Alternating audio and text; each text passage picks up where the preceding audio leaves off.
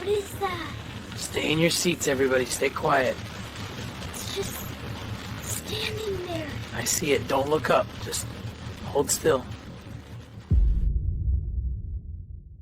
O som que Derek Paulson jamais esqueceria foi o da primeira pedra enorme atingindo o para-brisa.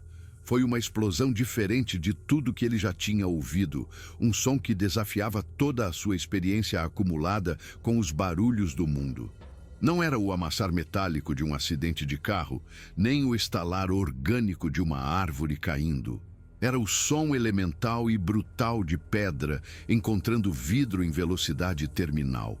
Um estalo agudo e percussivo ecoou pela cabine do ônibus, seguido imediatamente pelo tilintar em cascata de 1000 fragmentos de vidro de segurança se separando de sua camada adesiva. Eles jorraram para dentro como uma chuva de cristais, transformando a barreira transparente entre Derek e a estrada na montanha em uma opaca e cintilante teia de aranha de fraturas que obscureceu completamente sua visão. Mas pior que o som do vidro quebrando foi o grito do metal torturado, enquanto a imensa energia cinética da pedra era transferida pela estrutura do ônibus. Peças estruturais se dobraram e torceram além de seus limites de projeto, e o veículo inteiro tremeu como um ser vivo em agonia. Derek sentiu essa vibração subir pelo volante, entrar em suas mãos, seus braços e chegar ao seu peito, onde pareceu fazer seu coração falhar uma batida. A súbita ausência de peso que revirava o estômago, enquanto o ônibus se inclinava descontroladamente em direção à beira do penhasco, foi o terror mais primitivo que Derek já havia conhecido. Seu ouvido interno, aquele sistema ancestral que mantém os humanos orientados no mundo, registrou o erro imediatamente. O chão não estava mais nivelado. O mundo não estava mais estável. A gravidade, que por 42 anos tinha sido uma amiga constante e confiável, pressionando-o em seu assento, de repente se tornou uma inimiga maligna, puxando ele e seus 16 passageiros em direção a uma queda de 100 metros. Seu estômago tentou subir pela garganta. Suas mãos, agindo por puro instinto, agarraram o volante com uma força esmagadora. Os nós dos dedos ficaram brancos, os tendões de seus antebraços saltando como cabos de aço. Ele tentou corrigir, virar para a esquerda, fazer algo, qualquer coisa, mas o ônibus não estava respondendo. Algo fundamental na ligação mecânica entre suas mãos e as rodas dianteiras havia sido danificado ou destruído. Seus comandos produziam apenas respostas lentas e inadequadas. Uma desconexão horrível entre a intenção e a ação. Ele nunca esqueceria o rosto que viu no cume acima. Por um instante fugaz, em contraluz com o sol da tarde começando sua descida em direção aos picos do oeste, uma forma ficou visível. Uma que o cérebro de Derek inicialmente se recusou a processar. Era grande demais para ser um urso em pé, com ombros largos demais para ser um humano, mesmo um agasalhado com as roupas de inverno mais pesadas. Sua postura era proposital demais para ser um truque de luz e sombra, um toco de árvore ou qualquer uma das outras explicações racionais que sua mente oferecia freneticamente. A figura tinha talvez uns 2,5 metros de altura, talvez mais, com ombros tão largos que pareciam grotescos em suas proporções. Seu corpo era coberto por um pelo escuro e emaranhado que se agitava com a brisa da montanha, e mesmo daquela distância, mesmo através do para-brisa estilhaçado e de seu próprio pânico crescente, Derek podia ver a força bruta em sua forma, o contrair e flexionar de músculos que sugeriam uma força terrível e inumana. Mas foram os olhos que ficariam gravados a fogo em sua memória, a imagem que ele veria em seus pesadelos pelo resto da vida. Eram pequenos em relação à cabeça maciça, inseridos profundamente sob uma arcada supraciliar pronunciada que dava ao rosto uma expressão perpetuamente raivosa e sombria. E eles estavam observando o ônibus. Estavam observando com uma intensidade focada, com uma consciência clara e arrepiante, com algo que parecia perturbadoramente com satisfação. Aqueles não eram os olhos de um animal assustado reagindo a uma ameaça. Aqueles eram os olhos de um predador que havia encurralado sua presa com sucesso. Nos 47 segundos entre o primeiro impacto e o momento em que o ônibus finalmente, impossivelmente parou de se mover, Derek Paulson experimentou todas as nuances de terror que a mente humana é capaz de processar. Houve o choque inicial, aquela fração de segundo em que o cérebro ainda não alcançou o que os sentidos estão relatando, quando a realidade parece pausar e oferecer um último momento de inocência antes que tudo mude para sempre. Houve o reconhecimento, a clareza horrível e crescente de entender o que estava acontecendo e o que significava, o momento em que isto é uma emergência se tornou a certeza profunda de eu vou morrer. Houve a tentativa desesperada e frenética de consertar o que não podia ser consertado, a onda de adrenalina que fez o tempo parecer mais lento, enquanto seus sentidos se tornavam sobrenaturalmente aguçados. A crença primitiva de que se ele apenas tentasse com mais força, fosse habilidoso o suficiente, fosse forte o suficiente, ele poderia de alguma forma reverter as leis da física que os arrastavam para o vazio. Houve a aceitação fria e final quando ele percebeu que seus esforços eram inúteis, que o ônibus ia cair do penhasco, que todos a bordo estavam prestes a mergulhar para as rochas e a água lá embaixo, e não havia absolutamente nada que ele pudesse fazer para evitar. E finalmente, impossivelmente, houve a brasa fraca e bruxuleante de esperança que se acendeu quando o ônibus parou, quando as rodas traseiras se prenderam em algo e seguraram, quando a morte recuou apenas o suficiente para fazer a sobrevivência parecer possível novamente. A criatura que atirou aquelas pedras não estava mais se escondendo. Derek entendeu isso com uma certeza absoluta e instintiva, embora não pudesse explicar como sabia. Existem instintos enterrados nas profundezas do cérebro humano, resquícios de uma época em que nossos ancestrais eram presas, quando tinham que interpretar as intenções dos predadores por meio de sinais sutis de postura e movimento. Esses instintos estavam gritando para Derek agora, enchendo-o com o conhecimento de que este ataque era deliberado, proposital e pessoal. A criatura havia escolhido se revelar. Havia escolhido atacar aquele veículo em particular, naquele momento em particular, naquele lugar em particular. Estava caçando, e a caçada não era por comida, território ou autodefesa. A caçada era sobre domínio, eliminação e o envio de uma mensagem escrita com violência e terror. Quando o ônibus finalmente parou, com as rodas dianteiras suspensas sobre uma queda de 100 metros no Snake River Canyon, em um equilíbrio impossível que não poderia durar, Derek percebeu com fria certeza que as pedras caindo não eram o fim do pesadelo deles. Eram apenas o começo. A criatura ainda estava lá no cume acima deles, ainda observando, ainda no controle da situação. Tinha o terreno elevado, o elemento surpresa, uma força física esmagadora e a vantagem de jogar em casa. Os humanos estavam presos em uma caixa de metal que mal se agarrava à terra, feridos, aterrorizados e indefesos. A caçada não havia terminado. A criatura estava simplesmente decidindo como queria terminar o que havia começado. O que aconteceu naquele trecho remoto da estrada na montanha, no leste de Idaho, assombraria cada sobrevivente pelo resto de suas vidas. Mas ninguém jamais acreditaria neles. Suas histórias seriam descartadas como alucinações causadas por trauma, como identificações errôneas de fenômenos naturais, como produto do estresse e do medo e da tendência humana de ver padrões onde não existem.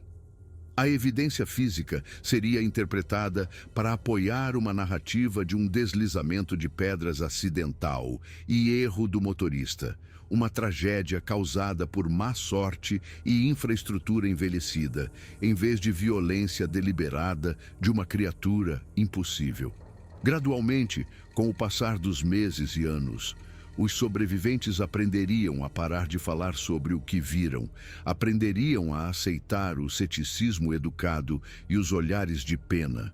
Aprenderiam a manter sua verdade trancada, onde não pudesse prejudicar sua credibilidade ou sua sanidade. Mas saber que ninguém acreditava neles não tornava as memórias menos reais. Não fazia os pesadelos pararem. Não apagava a certeza profunda de que algo antigo e maligno vivia naquelas montanhas, algo que matava por razões que os humanos não podiam entender. Nenhuma evidência física restaria, exceto vidro estilhaçado, metal esmagado e as memórias traumatizadas de pessoas comuns que encontraram algo que não deveria existir. As pedras espalhadas na estrada poderiam ter vindo de qualquer lugar, não eram incomuns em uma área onde deslizamentos de rochas aconteciam regularmente. Os danos ao ônibus poderiam ser explicados pelo impacto e pela queda subsequente, não exigindo nenhum agente sobrenatural para justificar o padrão de destruição. As fotografias de Tom Richardson, que deveriam ter sido a prova irrefutável, seriam corrompidas a ponto de não poderem ser recuperadas. Os arquivos digitais mostrando nada além de estática onde a criatura deveria estar. A própria floresta guardaria seus segredos, não mostrando pegadas, nem fezes, nem amostras de pelo, nenhuma evidência de DNA que os cientistas pudessem analisar e confirmar. A criatura simplesmente desapareceria de volta na natureza selvagem de onde emergiu, deixando para trás apenas perguntas que não tinham respostas aceitáveis. Isto é o que realmente aconteceu em 14 de setembro, quando um ônibus de turismo regional, transportando 16 passageiros e um motorista pegou uma rota cênica através das Sawtooth Mountains de Idaho, e algo antigo e malévolo decidiu que eles haviam invadido seu território longe demais. Esta é a história que deveria ter sido notícia de primeira página, que deveria ter provocado expedições científicas e investigações governamentais, uma reavaliação fundamental de quais espécies poderiam compartilhar este continente com a humanidade. Mas não é essa história. É apenas uma memória, carregada por 17 pessoas que nunca se recuperarão totalmente do que vivenciaram, que nunca serão capazes de fazer ninguém entender a profundidade do terror que sentiram, que passarão o resto de suas vidas olhando por cima do ombro e se perguntando se algo as está observando das sombras. Esta é a verdade que ninguém quer ouvir. Foi isso que aconteceu quando Derek Paulson dirigiu seu ônibus para o lugar errado na hora errada, e um monstro decidiu matar todos eles. Derek Paulson dirigia ônibus de turismo pelas regiões montanhosas de Idaho, Montana e Wyoming há 11 anos. Aos 42, ele havia acumulado mais de 600 mil quilômetros em estradas traiçoeiras, navegando por nevascas, tempestades e ventos fortes o suficiente para empurrar um veículo de lado. Ele lidou com deslizamentos de pedras, estradas alagadas e vias que pareciam desmoronar sob seus pneus. Ele se orgulhava de seu histórico de segurança impecável, uma fonte de orgulho profissional que guardava com ciúmes. Antes disso, ele trabalhou na construção civil, sua estrutura de 1,88 m e mãos calejadas, um testemunho de uma vida de trabalho físico. Ele era um homem prático, o tipo de pessoa que você queria no comando durante uma emergência, seu rosto curtido pelo tempo e olhos castanhos escuros e firmes, inspirando uma confiança silenciosa em seus passageiros. As montanhas eram seu escritório, mas também seu santuário. Ele amava o cheiro de resina de pinho, A visão da luz do sol se infiltrando por entre as árvores e a sensação do ar rarefeito e limpo em seus pulmões. Ele acreditava que a natureza selvagem tinha propriedades curativas e considerava um privilégio guiar as pessoas por essas paisagens transformadoras. A excursão que ele estava conduzindo era uma experiência na natureza selvagem do Velho Oeste, de 7 dias. Os 16 passageiros eram uma mistura típica. Na frente, sentavam-se Harold e Evelyn Mitchell, um casal na casa dos 70 da Flórida, de mãos dadas com a facilidade inconsciente de 50 anos de casamento. Harold, com seus óculos grossos e curiosidade insaciável, fazia perguntas intermináveis sobre geologia e vida selvagem, enquanto Evelyn tricotava um cobertor para seu primeiro bisneto, seu sorriso gentil e perguntas delicadas fazendo dela o coração emocional do grupo. Atrás deles estavam Patricia e Susan Reeves, irmãs de Ohio, comemorando o recente divórcio de Patricia. Patricia, perspicaz e sarcástica para mascarar sua dor, ainda era nova em sua liberdade, enquanto Susan, uma enfermeira de carreira que nunca se casou, encarava o mundo com uma risada alta e contagiante. Havia também um jovem casal em lua de mel, James e Emily Thornton. Aos 26 anos, eles estavam tão profundamente apaixonados que era quase doloroso para os outros assistirem. James, um professor de ciências do ensino fundamental, e Emily, uma aquarelista que desenhava constantemente, tratavam cada momento como uma aventura preciosa. No fundo, 3 estudantes universitários de Seattle: Tyler, o líder do grupo com sua câmera cara; Chloe, com seu cabelo roxo desbotado, e o quieto Brandon, tratavam a natureza selvagem principalmente como um pano de fundo para suas redes sociais, sua indiferença inicial lentamente dando lugar a um respeito relutante pela paisagem à medida que o sinal de celular desaparecia. Jennifer Carson, mãe solteira de 2 filhos, estava lá para cumprir uma promessa a seu falecido marido, que sempre quis que seus filhos vissem as montanhas. Ela cuidava de Sophie, de 10 anos, uma artista silenciosa que se comunicava através de seu caderno de esboços, e de Dylan, de 12 anos, cuja energia ilimitada e fascínio por animais perigosos mantinham Derek em alerta. Um empresário chamado Robert Chen passou a maior parte da viagem em seu laptop, um homem fisicamente presente, mas mentalmente ausente, preso em um mundo de e-mails e telefonemas.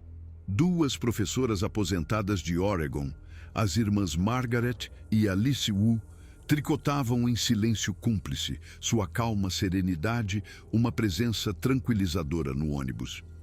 E, finalmente, havia Tom Richardson, um fotógrafo profissional de vida selvagem em seus 50 e poucos anos. Magro e curtido pelo tempo, com olhos azuis intensos, ele carregava milhares de dólares em equipamento fotográfico e possuía uma habilidade quase sobrenatural de avistar animais que os outros não viam.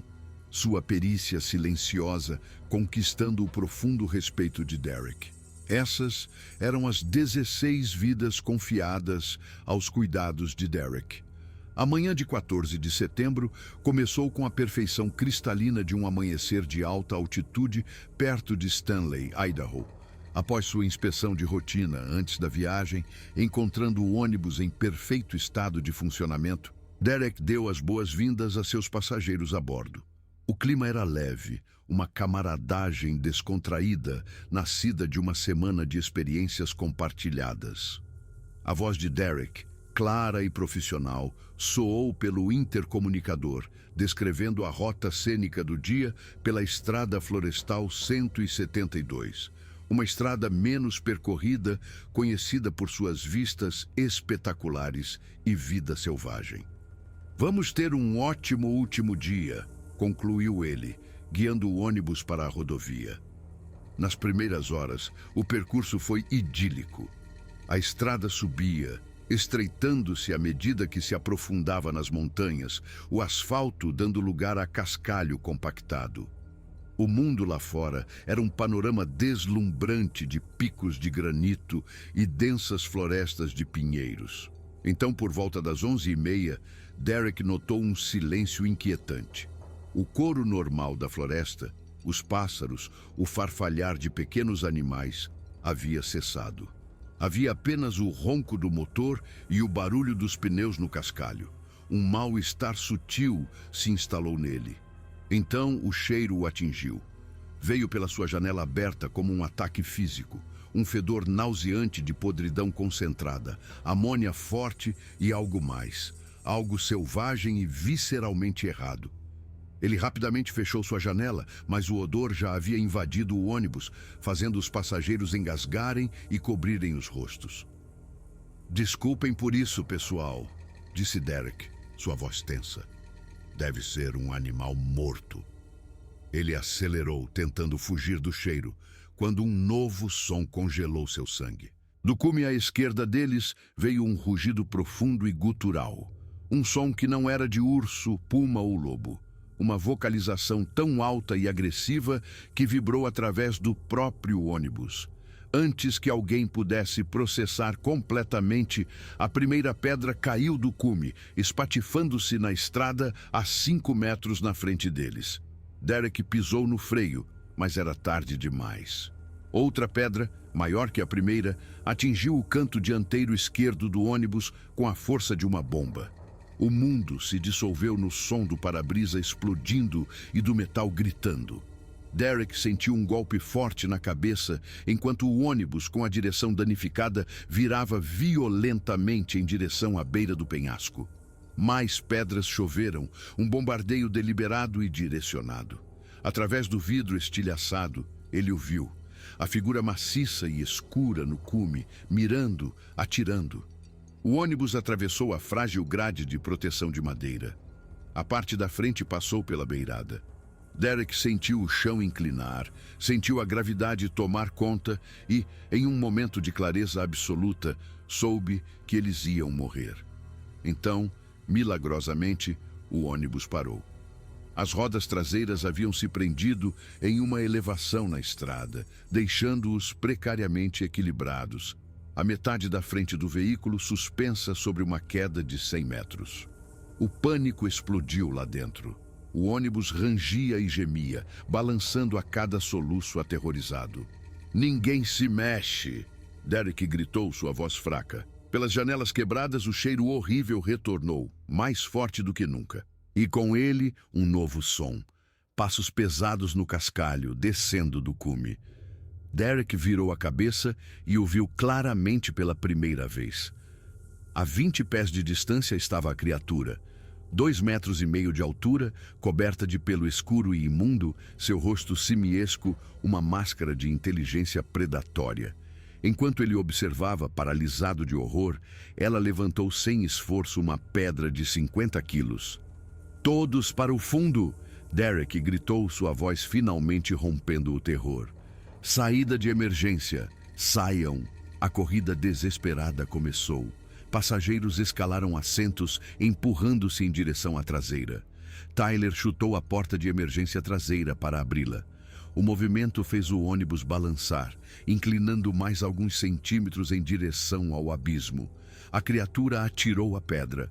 Ela se chocou contra a lateral do ônibus, amassando a parede de metal e jogando as pessoas no chão, o impacto empurrando-os para mais perto do ponto de virada. James Thornton forçou a abertura de uma escotilha no teto, e as pessoas começaram a puxar umas às outras para o teto. O ônibus estava gemendo, deslizando. Derek empurrou os últimos passageiros em direção às saídas.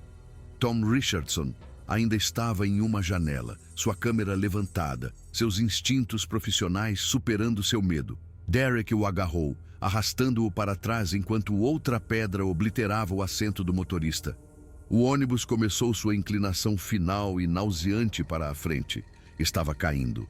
Derek se impulsionou de um encosto de assento, agarrando a moldura da escotilha do teto. Mãos fortes puxaram ele e Tom para cima e para fora, no teto, exatamente quando o ônibus ficou na vertical. "Pulem!" Derek gritou, lançando-se em direção à estrada. Ele atingiu o cascalho com força, rolando, o mundo girando. Atrás dele, o ônibus fez um último rangido agudo e então mergulhou no cânion. Seu impacto um rugido trovejante de destruição que ecoou pelas paredes de rocha. Derek ficou deitado na estrada, sangrando e quebrado, e forçou a cabeça para cima. A criatura estava lá, parada no cume acima, silhueteada contra o céu. Ela os observou por um longo momento, sua postura transmitindo uma mensagem arrepiante de desprezo e aviso. Então, se virou e se dissolveu de volta na floresta, deixando para trás apenas devastação e um silêncio preenchido pelos soluços aterrorizados dos sobreviventes. O último pensamento consciente de Derek, antes que a escuridão o levasse, foi o som da voz do jovem Dylan Carson, pequena e trêmula. O que era aquela coisa? Derek acordou em um hospital 3 dias depois. Ele soube como os sobreviventes haviam se amontoado naquela estrada remota por 2 noites, liderados por Harold Mitchell, o aposentado quieto que se revelou um ex-fuzileiro naval. Eles foram aterrorizados pela criatura, que circulou seu acampamento improvisado na escuridão, seus chamados guturais e passos pesados uma presença constante e ameaçadora. Eles foram finalmente resgatados por uma equipe de helicóptero que avistou os destroços. A investigação oficial concluiu que um deslizamento de pedras natural havia causado o acidente e que Derek havia perdido o controle. O testemunho unificado dos sobreviventes de uma criatura atirando pedras foi descartado como histeria coletiva, uma ilusão compartilhada causada pelo trauma. As fotografias de Tom Richardson, que deveriam ter sido sua prova, foram inexplicavelmente corrompidas. Cada arquivo contendo uma imagem da criatura não passava de estática digital. Derek foi demitido. Os sobreviventes se espalharam, cada um carregando suas próprias cicatrizes psicológicas profundas. Derek se mudou para Phoenix, o mais longe que pôde das montanhas, mas não conseguiu escapar dos pesadelos. Ele sabia a verdade. Ele tinha visto o rosto da criatura, tinha olhado em seus olhos inteligentes e malévolos. Ele sabia que algo antigo e terrível vivia naquelas montanhas, algo que os odiava por nenhuma razão que eles pudessem entender. E ele sabia com uma certeza que o arrepiava até os ossos que ninguém jamais acreditaria nele. Ele carregaria essa verdade e esse terror pelo resto de sua vida.